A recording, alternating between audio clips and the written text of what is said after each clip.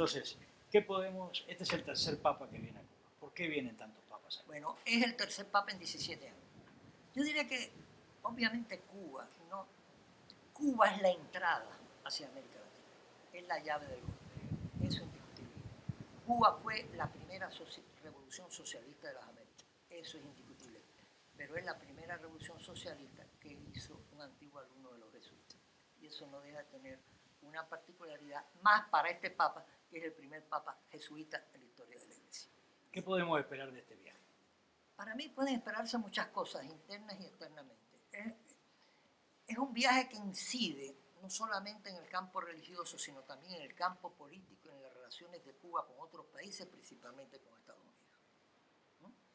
Internamente, bueno, viene a fortalecer la iglesia cubana, a tratar de crearle un mayor espacio a la iglesia cubana, a tratar de servir de mediador con Estados Unidos y Cuba, con una relación histórica de diferencia, y en cierta forma es lo mismo que hizo cuando fue a los países del Medio Oriente, cuando medió en el conflicto entre Israel y Palestina.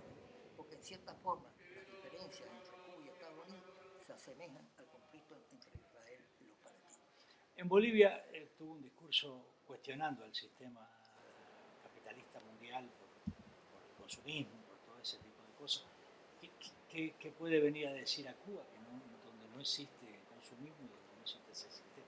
Bueno, no existe consumismo, pero Cuba vive en este momento un proceso de transición. Y obviamente su discurso va a influir, en mi opinión, en ese proceso de transición. Un proceso de transición donde ya se han dado algunas características en el campo económico, pero hay que ver cómo van a ser acompañadas con los cambios en el campo político. Y obviamente hay que ver estos cambios en el campo económico, la implicación que tiene y qué características van a tener, porque pudiera ser que este campo económico lleve a posiciones semejantes al neoliberalismo, y entonces eso le preocuparía al Papa también. O sea, hay que ver hasta dónde Cuba va a llevar su apertura económica con los inversionistas extranjeros y hasta qué punto esos cambios económicos van a ser acompañados de cambios de carácter político. También yo creo que la presencia del Papa Cuba da legitimidad al gobierno cubano, y obviamente eso lo ayuda en sus relaciones con otros países, fundamentalmente con la comunidad europea. Pero también hay sectores en Estados Unidos que están interesados en la posibilidad de invertir en Cuba. Hay sectores, sobre todo en el centro de Estados Unidos, productores agrícolas vinculados al Partido Republicano, que están en este momento en la oposición, que les interesaría vender su producción en Cuba, porque está más cerca de otros lugares, es un mercado cercano. Bien, eso sería un aspecto. Hay toda una comunidad cubana, de origen cubano en Estados Unidos, que son los nietos de los que se fueron al principio en distintos momentos de la revolución, que añoran ver, vivir, tener un contacto con la patria de sus abuelos. Y obviamente ellos tendrían interés en venir en Cuba, y yo diría que inclusive invertir en Cuba, por lo menos tener una casa en Cuba, ver la casa de sus ancestros. La iglesia podría ser un La puente iglesia también no solamente hacia es una mediación, sino la migración católica. Ya lo está haciendo. En este momento, muchas de las parroquias, las iglesias, templos nuevos que se están construyendo en Cuba y se están reconstruyendo con dinero que viene de la comunidad cubana en Estados Unidos. Son gente que eran de esas parroquias que ahora ya ayudan económicamente a la parroquia de aquí.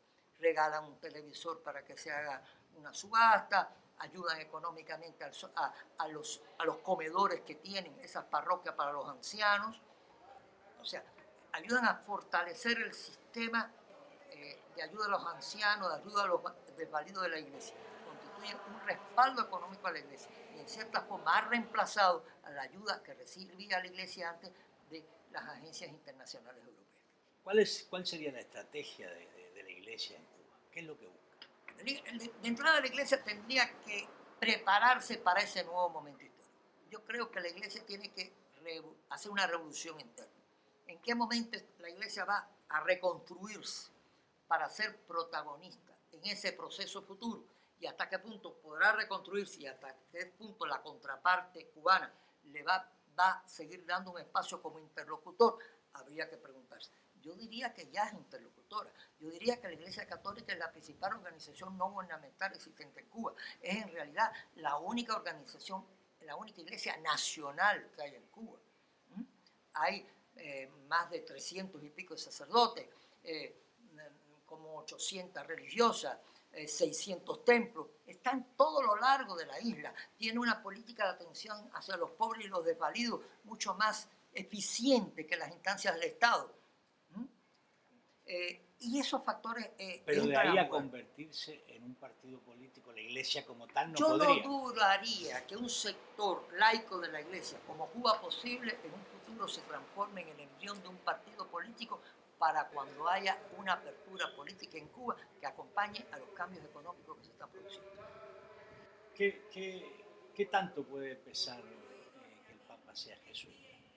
Para mí es clave porque va a visitar la primera revolución socialista de las Américas, que da la casualidad que implementó un antiguo alumno de los jesuitas. Yo creo que eso es un factor indiscutible.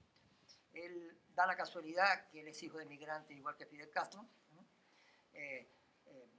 Vivieron las dos experiencias militares, el régimen militar argentino, aquí la dictadura de Fulgencio Batista. O sea, hay una serie de puntos en común. Ese diálogo, en mi opinión, sería, a mí me gustaría mucho estar en ese diálogo, creo que sería un diálogo muy rico, un diálogo lleno de matices y un diálogo en que ambos se van a confesar mutuamente. Claro.